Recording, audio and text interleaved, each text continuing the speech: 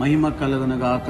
ప్రియులారా, మరి ఈ దినములలో మనము ప్రార్థన శక్తి అనే కార్యక్రమంలో దేవుడు ప్రార్థన ద్వారా అనేక కార్యాలను మనకు నేర్పిస్తున్నాడు. ఈ యొక్క రోజు చూసినట్లయితే ఉపవాస ప్రార్థన ద్వారా మన జీవితంలో ఎన్నో మేళ్లు పొందుకోవచ్చు. మరి ఇక్కడ చూసినట్లయితే నెహెమ్యా 17 వాక్యములో 9 అధ్యాయం మొదటి వాక్యం చూసినట్లయితే ఇశ్రాయేల్ జనులు ఉపవాసం ఉండి ప్రార్థన చేశారు. ఎందుకంటే మరి యెరూషలేము యొక్క గోడలు కూలిపోయినందును బట్టి నెహెమ్యా గారు ఉపవాసం ఉండి ప్రార్థన చేశారు. ఉపవాస ప్రార్థన ద్వారా మరి అతడు రాజు కనులో దయగలుగు చేసింది.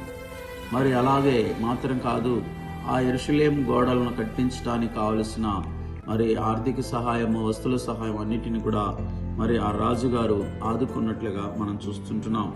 మరి ఉపవాస ప్రార్థన ద్వారా మరి ఎలాంటి కఠినమైన కార్యాలైనా కానీ మరి జరిగించుకోవడానికి సాధ్యమవుతున్నది.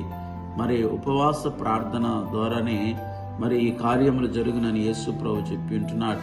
మరి లూకా సువార్తలో మరి ఉపవాసము ద్వారా కానీ ప్రార్థన ద్వారా తప్ప మరి ఇటువంటి దయ్యాలు మరి విడిచిపోదని యేసు ప్రభు అంటున్నాడు.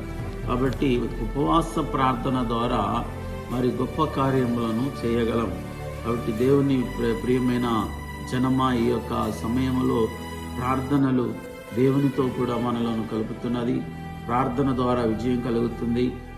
మాత్రం కాకుండా కఠినమైన పరిస్థితుల్లోనూ మరి ఎటువంటి సాతాను పోరాట సమయంలోనూ మరి కూలిపోయిన ఆధ్యాత్మిక జీవితము సాతాను విరోధంగా లేచి వాడిని బంధించి ఆత్మీయ జీవితం కట్టుకున్నట్లుగా కూడా ఉపవాసం ఉండి ప్రార్థన చేయటం వలన గొప్ప మేలు జరుగుతుందని మనకు ఈ యొక్క నెహెమ్యా గ్రంథములో నెహెమ్యా గారు మనకు నేర్పిస్తున్నారు.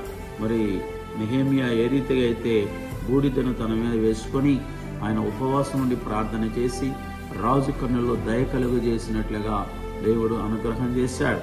మరి అతను అనుకున్నట్లుగా పడిపోయిన ఆ యొక్క ప్రాకారమును కట్టగలిగాడు. ప్రార్థన చేద్దాం ప్రియులారా. మీ జీవితంలో కూడా ఎటువంటి సమస్యల మార్గంలో ఉంటున్నారా? మరి ఎలాంటి పడిపోయిన స్థితిలో కనబడుతున్నారా?